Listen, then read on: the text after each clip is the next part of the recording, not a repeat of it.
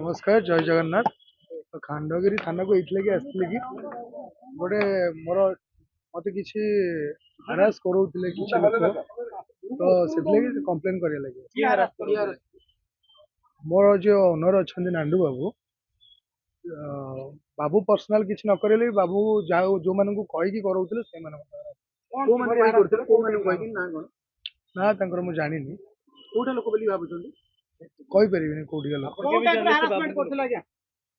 जे आम पार्टी न रही एमती प्रोब्लेम हम ये करूँ सी करूँ चढ़ई देव ମୁଁ କହିଥିଲି ନା ରହିବିନି ବୋଲି। ଆପଣ ତ କିଛି ଦିନ ପୂର୍ବରୁ ଷ୍ଟେଟମେଣ୍ଟ ଦେଇଥିଲେ ଯେ ଆସନ୍ତା ବର୍ଷ ପର୍ଯ୍ୟନ୍ତ ବୋଧେ ପୁଲିସରେ ରହିବେ ବୋଲି ଷ୍ଟେଟମେଣ୍ଟ ଦେଇଥିଲେ। ସେଟା ଗୋଟେ ବାଧ୍ୟତାମୂଳକ ଥିଲା। ଆପଣ ବାଧ୍ୟତାମୂଳକ ଷ୍ଟେଟମେଣ୍ଟ ଦେବେ ଗଣମାଧ୍ୟମରେ? କିଛି ନା ଏମିତି ବହୁତ ଗଣମାଧ୍ୟମରେ ଯେତିକି ଜିନିଷ ହଉଛି ସେଟା କଣ ସବୁ ଜିନିଷ ପ୍ରପର ଇଏ ହଉଛି କି ବାଧ୍ୟତାମୂଳକ ଯେତେବେଳେ ଜଣକୁ କୁହାଯିବ ତ କହିଥିଲି। କାଲିର ଘଟଣା ଥିଲା କଣ ଯେହେତୁ ଖଣ୍ଡଗିରି ଏଠି ଆପଣ ମାନେ ଜାଣିଛନ୍ତି କି ବହୁତ ଦିନ ହେଲାଣି ଚାଲିଛି ଫାର୍ଷ୍ଟ ଫେଜ୍ ଗଲାଣି ସେକେଣ୍ଡ ଫେଜ୍ ଚାଲିଛି ତା ଭିତରେ ଆମର ଆସିକି 6 ଦିନ ହେଲାଣି ଆଜିକି 7 ଦିନ ହବ ଯାତ୍ରା ଚାଲିଛି ତ ଯାତ୍ରା ଭିତରେ କଣ ଆମକୁ ବହୁତ ଜିନିଷ ମାନେ ପ୍ରିପେୟାର ହେଇକି କାମ କରିବାକୁ ପଡେ ତ ଯେହେତୁ ଖଣ୍ଡଗିରି ଯାତ୍ରା ତା ଭିତରେ ଆମକୁ ମାଇଣ୍ଡ ସେଟ୍ କରିବାକୁ ପଡେ ଯେ ଏତେ ଲୋକଙ୍କୁ ଆମେ ହ୍ୟାଣ୍ଡେଲ କରିବୁ ଏତେ ଦର୍ଶକ ଆଉ ଭଲ ପରଫର୍ମାନ୍ସ କରିବାକୁ ପଡିବ ଏସବୁ ଜିନିଷକୁ ହ୍ୟାଣ୍ଡେଲ କରିବା ଭିତରେ ବାବୁ ମତେ ବାରମ୍ବାର କହିଛନ୍ତି ଯେ ଡାକିଛନ୍ତି ପାଖକୁ ବୁଝେଇଛନ୍ତି ବହୁତ ଥର ତା ଭିତରେ ଯୋଉମାନଙ୍କୁ ସାଙ୍ଗରେ ଧରିକିନା ଆଣିକି मत जो कथबार्ता डिल्स करवाटा से मत ठीक ठाक लगे काली जहाँफल कि बहुत दिन मो बॉडी भी बहुत माने वीक थिला यही सब कथबार्ता माने ये सब बैड लैंग्वेज जो माने माने भाषा भाषा स्लैंग्स नुह माने उठे ना ये करवा से चढ़ई देवुन स्टेज ऐसा तेसा गोटा मो बयस मो देह हजम है कौटी 5 वर्ष एग्रीमेंट ना କିଛି 9 ଲକ୍ଷ ଟଙ୍କା ନେଇଥିଲେ ଆଡଭାନ୍ସ ନେଇଥିଲେ ଆସନ୍ତା ବର୍ଷ 9 ଲକ୍ଷ ଟଙ୍କା ଆଡଭାନ୍ସ ନେଇଥିଲି ଯୋଉ ଆପଣ କହୁଛନ୍ତି ସେଇଟା 9 ଲକ୍ଷ ଟଙ୍କା ଆଡଭାନ୍ସ ମୁଁ ଯେତେବେଳେ ମୁଁ ଯୋଉ ପାର୍ଟି କି ନେକ୍ସଟ ଇୟର ଯାଉଛି ସେଇ ନେକ୍ସଟ ଇୟର ଆଡଭାନ୍ସ ପରେ ତାଙ୍କର ମୋର ବାବୁଙ୍କର ମୋର ଗୋଟେ ଆର୍ଗୁମେଣ୍ଟ ଭିତରେ ସେ ମତେ 9 ଲକ୍ଷ ଟଙ୍କା ପଠେଇଥିଲେ ଗୋଟେ ଥର ବାବୁ ମତେ ଦେଇଥିଲେ 5 ଲକ୍ଷ ଟଙ୍କା ଆକାଉଣ୍ଟକୁ ସାଙ୍ଗେ ସାଙ୍ଗେ କିଛି ଘଣ୍ଟା ଭିତରେ ପୁଣି ଆଉ 4 ଲକ୍ଷ ଟଙ୍କା ଆକାଉଣ୍ଟକୁ ଦେଇଥିଲେ ତାର ମୋର 2-3 ମାସର ଦରମା ମୋର ଯେହେତୁ 1 ଲାଖ ଲେଖା ମନ୍ଥଲି ରହୁଛି ମୁଁ ସେଇଥିରୁ କଟି ଯାଇଥିଲି ଆଉ ଅବଶିଷ୍ଟାଂଶ ପଇସା ବାବୁଙ୍କୁ ବି ମୁଁ ଥରେ ଥର କହିଛି ବାବୁ ଆପଣଙ୍କୁ ରିଟର୍ନ କରିଦେବି ବାବୁ ମତେ କହିଛନ୍ତି ନାଇଁ ନାଇଁ ରିଟର୍ନ କରନା ମାନେ ଜିନିଷଟା ହେଲା କଣ କହିଲେ ଛୋଟିଆ ଜିନିଷ ବାବୁଙ୍କର ମୋ ଭିତରେ ଭଲ ବଣ୍ଡିଙ୍ଗ ସେ ମତେ ବହୁତ ଭଲ ପାଆନ୍ତି କି ମତେ ବହୁତ ସୁଯୋଗ ଦେଇଛନ୍ତି ଆଜି ଡେଟ୍ରେ ମୁଁ ଯୋଉଠି ଠିଆ ହେଇଛି ବା ଆପଣମାନେ ଏତେ ମାତ୍ରା ଆସୁଛନ୍ତି ଦର୍ଶକମାନେ ବି ଜାଣିଛନ୍ତି ଓନ୍ଲି ୱାନ୍ ତୁଳସୀ ଗଣନାଟ୍ୟ ଆଉ ନାଣ୍ଡୁବାବୁଙ୍କ ପାଇଁ କିନ୍ତୁ ବାବୁଙ୍କର ଏଇ ଯୋଉ ନିଜେ କହିବାଟା ଆଉ ଅନ୍ୟମାନଙ୍କୁ ଲଗେଇକି କହିବାଟା ଭିତରେ ବହୁତ ଫରକ ଅଛି ବୁଝିଲେ କି ନାଇଁ ମୋ ଘରର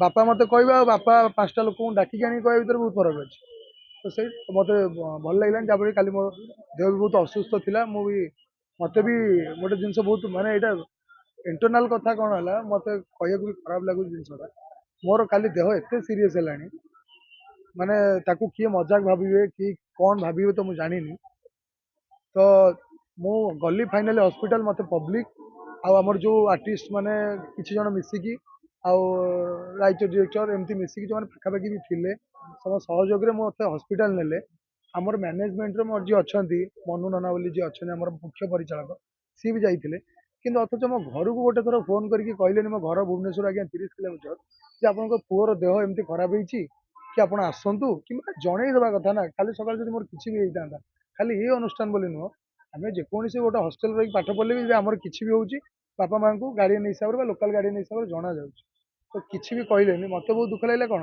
खाली मुझे डिस्चार्ज होगी आसवि से समय मो पाखे कहीं नथिले जी आमर पप्पू सार थे जी राइटर आमर सी थे आम पार्टी किसी जन स्टाफ थे निजे आम पेमेंट करके डिस्चार्ज होगी आसली आसला ग्रीन रूम को आसला जो अति माने टायर्ड थी बॉडी सपोर्ट भी करूनी खाया पीया ठीक ठाक ना तो ता भर मुझे जाकि रेस्ट नहीं हाँ 100% बाबू को भी कही आडभांस आना पूर्व कही बाबू आपण पाखे आर वर्ष मुझे रहीपरि रही तो बाबू कहले हाँ रही तू मो पिलाटा तू कड़े जीव रही मो पाखे मुझे जदि भी बाबू रही मोर रिक्वायरमेंट अच्छी जी भी आप दरमा करेंगे 5 टंका हो 10 टंका हो जी भी आप करेंगे दरमा गोटे वर्षर पैसा आट ए टाइम नेबी कहीं मोर से आज्ञा रिक्वायरमेंट अच्छी पर्सनाल रिक्वायरमेंट आउ गत वर्ष भी मुझे बाबू कहते हाँ देदेवी बोली किंतु सेटा हो नाला कहीं सेमती किसी प्रोब्लेम थी बाबूर ତ ଏଇଟା ସେକେଣ୍ଡ ଟାଇମ୍ ମୁଁ ଆଗୁଆ ପଚାରିଦେଲି ବାବୁଙ୍କୁ ଏଇଥିପାଇଁ କାଳେ ମୋ କାମଟା ହେଇପାରିବ କି ନ ହେଇପାରିବ। ତ ବାବୁ ମତେ କହିଥିଲେ ନା ନା ମୁଁ ଦେଇପାରିବିନି। ତା ଭିତରେ ମୁଁ ବାବୁଙ୍କୁ ଆଉ ଦୁଇଥର ବି ପଚାରିଥିଲି। ବାବୁଙ୍କର ଯିଏ ଡ୍ରାଇଭର ଅଛନ୍ତି ପିଣ୍ଟୁ ଭାଇ ଯିଏ ବାବୁଙ୍କ ପାଖରେ ସବୁବେଳେ ରୁହନ୍ତି, ସିଏ ବି କହିଥିଲେ କହିଲେ ନା ନା ପଛରେ ଦେଖିବା ମ୍ୟାନେଜ କରିବା ନହେଲେ କଣ ହେଇଛି ବୁଝିବା। ବାବୁ କିନ୍ତୁ କହିଥିଲେ ଯେ ନା ନା ତାକୁ କାହିଁ ଆରସା ଭରସା ଦବା, ସିଏ ଯୋଉଠି ଯେତେକୁ ଠିକ ଲାଗୁଛି ଆଣିବୁ ଆଣୁ ପଇସା କଣ ଅଛି। ତାପରେ ମୁଁ ପଇସାଟା ଏଗ୍ରିମେଣ୍ଟ କରିକି ମୁଁ ଯୋଉ ପାର୍ଟିକି ଯିବି ନେକ୍ସଟ ଇୟର 2026-27 ବର୍ଷରେ ତାଙ୍କ ସାଙ୍ଗରେ ମୁଁ କଥାବାର୍ତ୍ତା ହେଇକି ମୁଁ ପଇସା ଆଣିଥିଲି। ଆଜ୍ଞା ବାବୁଙ୍କ କହିବା କଥା କ୍ଲିନ କଥା, ବାବୁଙ୍କ କହିବା କଥା ଯେ ତୁ ମୋ ପାଖରେ ଏବେ ରହ। ବାବୁ ବି ମତେ ବହୁତ ଟାଇମ ବୁଝେଇଛନ୍ତି ତୁ ମୋ ଛୁଆଟା, ତୁ ମୋ ପାଖରେ ରହ, ତୁ ଏଠୁ ତିଆରି ହେଇଛୁ, ତୋର କ୍ୟାରିୟର ଅଛି, ତୁ ପାଖରେ 3-4 ବର୍ଷ ରହିଲେ ତୋର ନାଁ ଫିଟିବ, ତତେ ଆଉ ଲୋକମାନେ ଜାଣିବେ, ତୁ ଭଲ କରି ଆସୁଛୁ, ଆଗକୁ ଡେଭଲପ କରିବୁ। ମତେ ବହୁତ ବୁଝାନ୍ତି, ବହୁତ ବୁଝେଇଛନ୍ତି ବି। କିନ୍ତୁ ମତେ ଗୋଟେ ଜିନିଷ ହଟ୍ ହେଲା କଣ, ନିଜେ ବୁଝେଇବା ଆଉ ଲୋକ ଲଗେଇକି ବୁଝେଇବା ଭିତରେ ଏଗୁଡ଼ା ଦେହରେ ଯାଏନି। କାହିଁକି ନା ବାବୁ ମତେ ଭାଗ କହିଦେଲେ ହଁ ଚଳିଯିବ, ବାହାର ଲୋକ କିଏ କହିଲେ ତ ଆଜ୍ଞା ସେଟା ଆମ ଦେହରେ ଯିବନି ନା, ବୁଝୁଛନ୍ତି ନା ନାଇଁ। ତ ଜିନିଷଟା ହେଲା ସେଇଆ। ତ ତା ଭିତରେ ବି ବାବୁଙ୍କର କହିବା କଥା ତୁ ମୋ ପାଖରେ ରହିବୁ ଆସନ୍ତା ବର୍ଷ।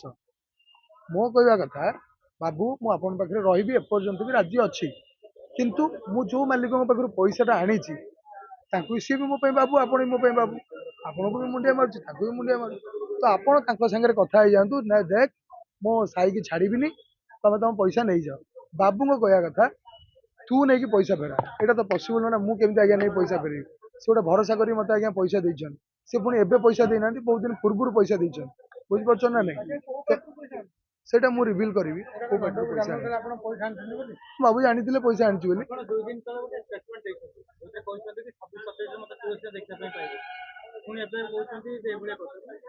ନା ନା ବାବୁ ମତେ କହିଲେ ଇନଷ୍ଟାଣ୍ଟ ଦେଖ ଡିକ୍ଲେୟାର କରିଦେ ଆଜି, ତୁ ତ ରହିବୁ, ପଇସା ତ ଆମେ ଦେଇଦେବୁ, ତୁ ତ ରହିବୁ। ଆପଣ ବୁଝିପାରିଲେନି କି ପଇସାଟା ମୁଁ ଆଜ୍ଞା କେବେଠୁ ଆଣିଛି। ବାବୁଙ୍କର ଇଚ୍ଛା ଏବେ ମତେ ରଖିବା ପାଇଁ ଖଣ୍ଡଗିରି, ନା ସେତେବେଳେ ଇଚ୍ଛା ବୋଧେ ନଥିଲା, ଯାହା ଫଳରେ କି ସେ ତ ଚାହିଁଥିଲେ ଇନଷ୍ଟାଣ୍ଟ ସେ ସମୟରେ ପଇସାଟା ଫେରେଇ ପାରିଥାନ୍ତେ। ମୁଁ ପଇସା ଆଣିଲାଣି ବହୁତ ଦିନ ପୂର୍ବରୁ। 40 ଲକ୍ଷ ଟଙ୍କା ଆଣିଛି। ମାନେ ବୁଝିପାରିଲେ, ମାନେ ଏଇ ବର୍ଷ ଦରମା ମୋର କେତେ ଟଙ୍କା ଥିଲା, ଏଇ ବର୍ଷ ମୋ ଦରମା ଅଛି 22 ଲକ୍ଷ ଟଙ୍କା। ହଁ ଭାଇ ଆଉ ଗୋଟେ ଜିନିଷ ଶୁଣାଉଛି, ଆପଣ ସାଧା କାଗଜରେ ଆପଣଙ୍କୁ ଦସ୍ତଖତ ନେଇଯାଇଥିବେ, ଯୋଉଟା କି ହଁ ଏଇଟା ସତ। ସାଧା କାଗଜରେ ନେଇଛନ୍ତି ହଁ ହଁ ବିଶ୍ୱାସ ଅଛି ନା, ସେମିତି କିଛି ମାନେ ସାଧା କାଗଜରେ ଦସ୍ତଖତ ଦେଇ ଦଉଛନ୍ତି ମାଲିକ ମାନଙ୍କୁ କେତେ ଭରସାରେ? ନାଇଁ ନାଇଁ ସେମିତି କିଛି ନଥାଏ। ବହୁତ ଆର୍ଟିଷ୍ଟ ଅଛନ୍ତି, ମାଲିକ ବି ଅଛନ୍ତି, ବିନା ଦସ୍ତଖତରେ ବି ପଇସା ଦଉଛନ୍ତି। ହଁ ଏବେ ବି ଆର୍ଟିଷ୍ଟ ଅଛନ୍ତି ମାଲିକଙ୍କ ପାଖରେ ଏଗ୍ରିମେଣ୍ଟ କରୁନାହାନ୍ତି, ରହୁଛନ୍ତି। ସେଇ ମାଲିକଙ୍କର ସେ କଳାକାରଙ୍କ ଉପରେ ଭରସା ଅଛି।